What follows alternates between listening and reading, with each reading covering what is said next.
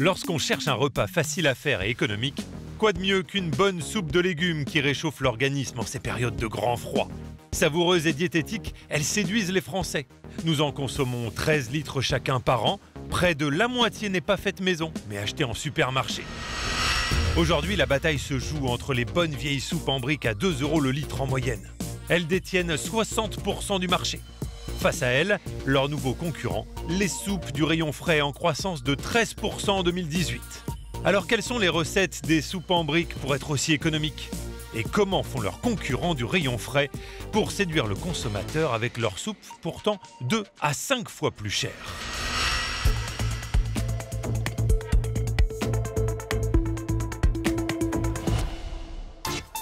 Lorsqu'Audrey fait ses courses pour sa famille de 4, elle cherche ce qui va lui permettre de gagner du temps et lui coûter le moins cher possible. C'est au rayon des soupes en briques qu'elle trouve son bonheur. Alors, oula, il y a du choix. Je prends ça pour ton frère, soupe tomate et vermicelle? Et il y en a pour tous les goûts. Plus de 50 références en rayon. Du classique velouté aux 10 légumes, au plus sophistiqué comme cette soupe butternut et patates douces. On mange pas du tout la même chose, donc on aura le même repas, mais pas les mêmes goûts dans le bol, quoi. Et à la caisse, pas de mauvaise surprise. Ça vous fera 8,37 €. Pour 8 €, Audrey achète 8 briquettes individuelles. De quoi servir 2 repas à toute sa famille. C'est pas 8 € pour le repas de ce soir, en plus ça va être la moitié, donc 4 €. On est 4 personnes, donc en fait ça va faire 1 €. Après voilà, il y aura de l'eau, un dessert, mais 1 € par personne, quoi. En plus d'être économique, la soupe en briques est la promesse d'un repas facile. Pour préparer le dîner, quelques minutes suffisent.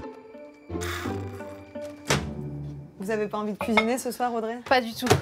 C'est équilibré, c'est rapide, il est tard, c'est trop simple. 6 minutes chrono pour qu'on aille à table, donc c'est trop bien. Bon appétit. Bon appétit. Bon appétit. Bon appétit. Mais comment les industriels parviennent-ils à fabriquer des soupes en briques à des prix aussi attractifs? Nous avons contacté les 2 leaders du marché qui représentent 80% des ventes, mais aucun n'a accepté de nous ouvrir les portes. Nous avons donc été chercher la réponse à AgroSup Dijon, un laboratoire qui forme les experts de l'agroalimentaire de demain. Philippe Caillot est leur formateur. C'est bon? Nous lui avons demandé de reproduire la recette du velouté poireau-pomme de terre des industriels en respectant à la lettre et au gramme près la liste des ingrédients qui figurent sur l'emballage. Première surprise, ces soupes en briques contiennent bien moins de légumes que ce que vous mettriez dans votre casserole à la maison. Je vais reprendre la recette, ni plus ni moins, des soupes en briques. Je vais mettre 160 grammes, 161. J'en ai même mis un peu trop. Je vais mettre une seule pomme de terre, vous allez voir, on arrive à 120 grammes, c'est-à-dire 12%. On a vu sur les briques qu'on était plutôt autour de 14%, donc en gros il me manque 20 grammes. Voilà. Voilà. Avec ses 32% de légumes, cette soupe d'1 litre ne contiendrait donc qu'un demi-poireau et à peine plus d'une pomme de terre.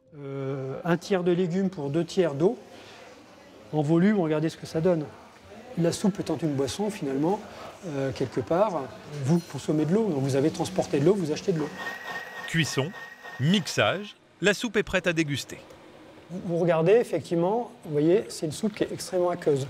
Aqueuse, cela veut dire que la soupe est très liquide, avec 65% d'eau. Et là, deuxième surprise.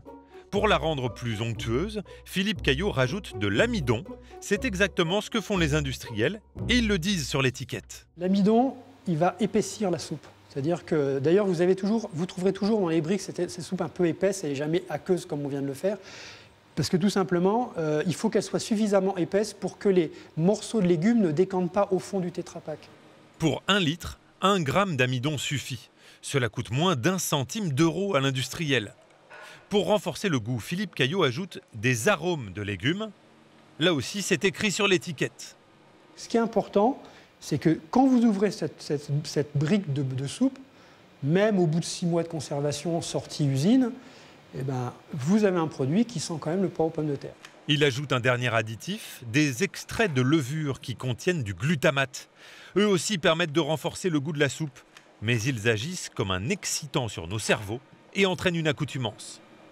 Une des problématiques économiques de l'industrie alimentaire, c'est que ce n'est pas une industrie d'achat, c'est une industrie de réachat. Quand vous achetez une voiture, c'est pour plusieurs années, une maison, c'est pour des décennies. La brique, on la mange une fois et il faut qu'on y retourne. Donc il faut que le produit soit extrêmement attractif. Et donc le glutamate, ou les goûts de bouillon si vous préférez, ou l'extrait de levure, il est là pour donner un côté très attractif au produit. Grâce à ces méthodes, les industriels produisent 1 litre de soupe onctueuse et goûteuse avec un pourcentage de légumes très faible.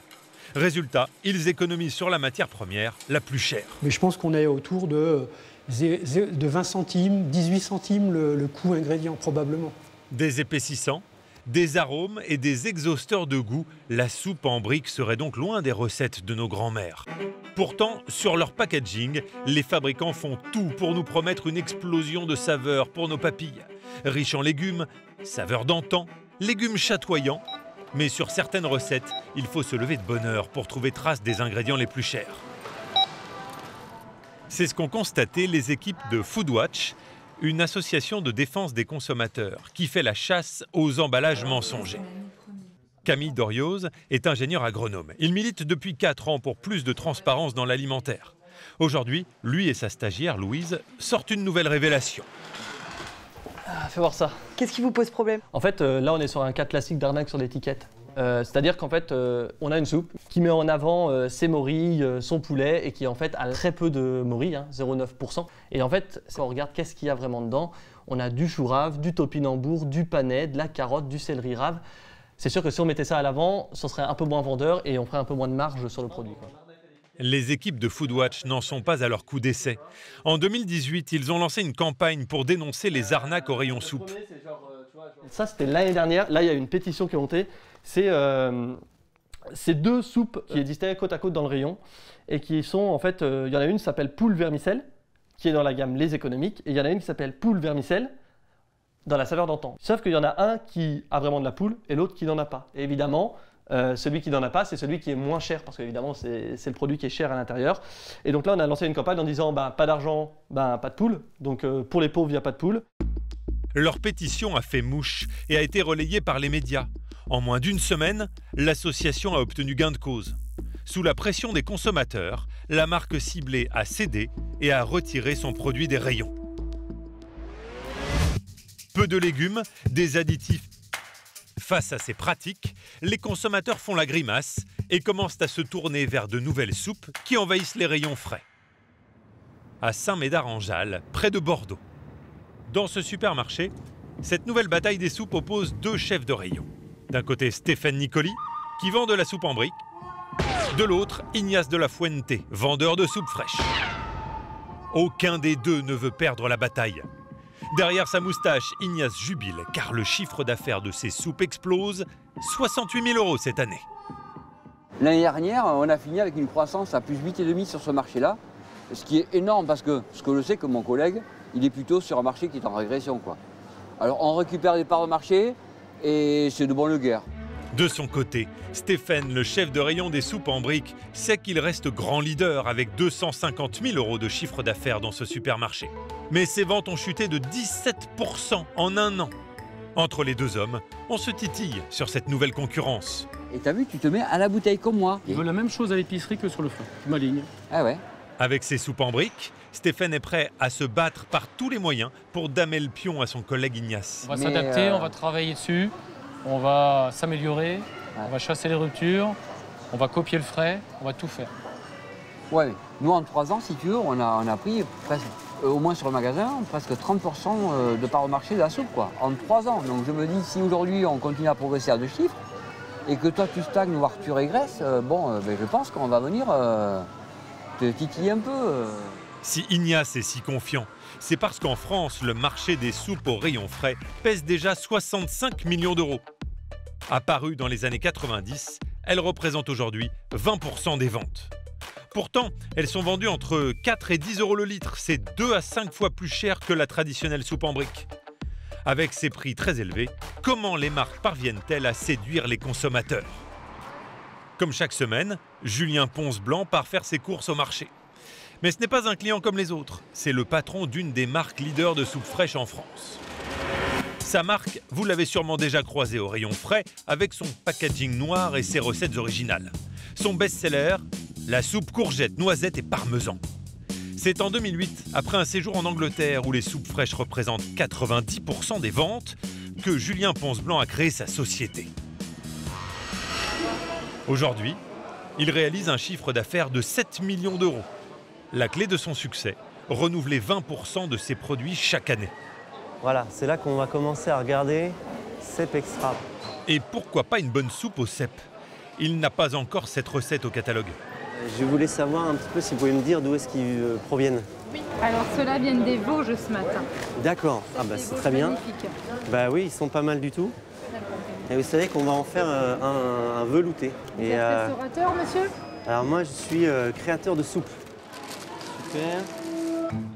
Depuis la création de sa société, c'est le patron lui-même qui concocte toutes les recettes. Sans aucune formation de cuisinier, il ne se fie qu'à son palais. En règle générale, il faut à peu près une vingtaine de tentatives sur une même recette pour arriver à trouver le bon équilibrage. Pour lui, c'est un enjeu crucial. Une erreur de dosage pourrait lui coûter très cher s'il mettait cette recette en production. Si on se trompe sur un ingrédient à très faible quantité, donc au moment où on le fait en cuisine, ça peut prendre des proportions importantes lorsqu'on met le produit en ligne de production à plus grande échelle. Ne reste plus qu'à ajouter l'eau, chauffer, mixer et le tour est joué. Messieurs, dames, si vous voulez bien venir, les nouveautés sont prêtes. Merci. C'est l'heure du test. Pour cela, Julien ne fait pas appel à un panel de consommateurs, mais à 3 de ses employés. À eux de valider ces 2 nouvelles recettes à base de velouté de cèpe. J'en ai fait 2 versions que je vais vous faire découvrir. Donc on a une première version, la plus classique. Et dans l'autre version, là, on est un petit peu plus subversif avec de la sauce soja, de l'huile de sésame. Ils sortent à peine de déjeuner. À cette heure-là, pas évident d'avoir encore de l'appétit pour une soupe aux champignons. Voilà. Non, puis on a de la chance, d'habitude c'est le matin. Pour ce premier test, les équipes passent tout en revue. Le goût, bien sûr. On sent bien du coup la noisette. J'aime bien quand il y a des marquants. Mais aussi la couleur et la texture. Un peu trop bébé. C'est ça, c'est généreux. La nouvelle recette ne fait pas l'unanimité. La seconde, qui contient du soja, aura-t-elle plus de succès? Il y a moins de sel, on sent plus les saveurs. Et même la texture, il y a les petits bouts de champignons dedans. C'est cool. C'est clair, mais celle-ci plus gourmande finalement, alors qu'il n'y a pas le mascarpone. Reste maintenant à faire valider le coût de la soupe. C'est Tanguy de Cotigny, le responsable des achats, qui s'en charge. Or, le cèpe, l'ingrédient majeur, coûte cher. 8,50 € le kilo au prix de gros. On a quasi 3 € de cèpe dans la recette quand même là. Ouais, donc ok. Quand on ajoute le reste des ingrédients, l'addition grimpe encore. Là, on est à 3,38 € environ sur le coût de revient. Donc pour l'instant, on est un peu haut par rapport à ce qu'on aime pratiquer. Car la marque ne veut pas dépasser 4 € le litre pour son coût de revient, dont 2,80 € pour les ingrédients, 80 centimes pour la production et 40 centimes pour la logistique. S'ils veulent tenir leur coût pour cette recette, les équipes vont donc devoir négocier dur avec les fournisseurs. On ne saura pas avant plusieurs semaines si ce produit pourra réellement arriver jusqu'au rayon, on espère, parce que c'est plutôt, la recette est très encourageante. Si Julien tient ses coups, nous retrouverons cette soupe dans nos rayons à l'automne 2020. Avec ces recettes, les ventes de la PME augmentent de 25% par an. Cette croissance à 2 chiffres fait saliver les marques. Chaque année, de nouvelles entreprises tentent leur chance sur ce marché porteur. Et l'une d'entre elles a décidé de casser les prix sur la soupe fraîche. Au supermarché de Gradignan, dans la région bordelaise, ce chef d'entreprise va endosser le costume de démonstrateur. Après avoir passé 20 ans dans la restauration, Nicolas Bard a créé sa marque de soupe fraîche en 2017. Vous avez prévu faire déguster quoi aujourd'hui à nos clients? Tant qu'à faire, la soupe de saison, c'est la soupe de courge. Ah! Sa petite entreprise n'a pas encore de budget communication, alors le patron doit s'impliquer. Mais 1 heure après le petit déjeuner, les clients ne se bousculent pas pour goûter sa soupe du moment. Je fais goûter de la soupe de courge. Il finit tout de même par en accrocher quelques-uns. De courge. très bon. Oui, ça vous plaît? Ah oui, c'est bon. C'est bon, c'est un bon goût. Non, puis elle est bonne, parce que des fois c'est trop salé. Les soupes en boîte, c'est souvent trop salé. Et donc on en boit vraiment quand on est obligé, quoi. C'est un peu une punition, quoi. La soupe de Nicolas contient plus de 70% de légumes. Pourtant, à moins de 4 € le litre, elle coûte moins cher que la plupart de ses concurrentes proposées entre 5 et 11 € en magasin. Pour être aussi compétitive, la marque a une astuce, l'anti-gaspillage. C'est Paul Richard, l'associé de Nicolas, qui va nous révéler leur recette. Sa mission est de dénicher des courges au prix le plus bas chez Estelle Sanguinet, une agricultrice de la région. On va les ramasser ensemble, on va faire le choix de ce qu'il te faut. Et après, comme ça, on va voir ça. Avec la pluie. Et ce ne sont pas les plus belles courges d'Estelle qui l'intéressent. Donc là, comme tu peux voir, voilà, on en a qui sont encore exploitables. Là, il y a encore 80% de la courge qui est tout à fait correcte, en fait. Il cherche les légumes les moins appétissants, ceux qui auraient fini à la poubelle, à défaut de pouvoir être vendus à la grande distribution. Grâce à cette méthode, Paul parvient à acheter son kilo de courge 25 centimes d'euros au lieu de 67 centimes pour des légumes de premier choix. On est bon? Allez. Ce prix, c'est lui qui l'a fixé. Estelle ne l'a pas négocié, car pour elle, l'opération reste très rentable. Là, sur la totalité de la campagne, on va être aux alentours de 1500-2000 €. Aujourd'hui, ce sont 120 kilos de courges qui ne partent pas à la poubelle et qui permettent à Paul de réaliser une économie de 60% sur sa matière première. J'ai des super courges qui sont peut-être pas belles au premier abord, mais en goût c'est top. Salut Estelle. À bientôt. À bientôt. À l'usine, c'est Serge Pezzino, le troisième associé de la société, qui réceptionne la matière première. Tu vas voir, elles sont un peu fondues, mais ça va, c'est bien cicatrisé. Une fois les légumes récupérés, ils doivent être nettoyés et taillés. Celle-là n'est plus bonne, donc on la jette. Mais produire de la soupe avec des légumes endommagés, cela a un coût. Il faut enlever à la main toutes les parties abîmées. La main-d'œuvre représente 20% du coût de revient de leur litre de soupe. Alors là, on prend les produits pour les amener à la cuisson. Ouais. La courge doit d'abord être cuite et mixée dans ce robot. Alors donc cette machine est un Thermomix géant qui permet de faire des préparations de soupe. Ça représente un investissement de combien? Oh, plus de 150 000 €. La purée de courge est ensuite mélangée aux autres ingrédients de la recette dans ce blender géant. Et il y a quoi dans cette recette? Donc il y a de la courge, de l'oignon, de l'huile et du sel et de l'ail. Voilà. Vous voyez, donc c'est vraiment sans aucun autre additif. Pour réaliser cette soupe, il a fallu pas moins d'une dizaine de machines. L'usine a coûté plus d'1 800 000 €. Pour les associés, cet investissement représente 10% de leur coût de revient. Si l'on additionne les ingrédients, l'emballage, la main-d'œuvre et la logistique, cette bouteille de soupe de 75 centilitres coûte 1,90 € à l'entreprise. Mais vous allez voir que ce n'est pas le vrai coût de revient de leur soupe, car les trois associés ont trouvé une deuxième astuce pour faire des économies. En faisant de l'anti-gaspillage, ils ont réussi à obtenir des subventions publiques. L'entreprise a d'abord reçu 100 000 € de la ville de Bordeaux et 200 000 € de la région. Enfin, ils ont séduit l'ADEME, une agence d'État spécialisée dans la protection de l'environnement, qui leur a versé 400 000 €. Au total, 40% de leur usine a donc été financée par des subventions publiques. Ces aides leur permettent de réduire le coût de revient de leur soupe de 10 centimes d'euros. Au final, la bouteille ne leur coûte donc qu'1,80 € à produire et ils la revendent 2 € seulement au supermarché. Une faible marge pour conquérir plus vite que leurs concurrents le plus de parts de marché possible. L'ambition, c'est effectivement de convertir la France à l'anti-gaspi. Et ça veut dire aussi qu'il faut arriver à mettre ce modèle économique au point, à arriver à une rentabilité pour que justement nous puissions l'exporter sur les autres territoires français. Aujourd'hui, leurs soupes sont commercialisées dans 70 magasins. Mais avec leur petit prix, ils se laissent 6 mois pour en conquérir 300 de plus. Leur objectif, que la filière anti-gaspi cartonne autant que la filière bio.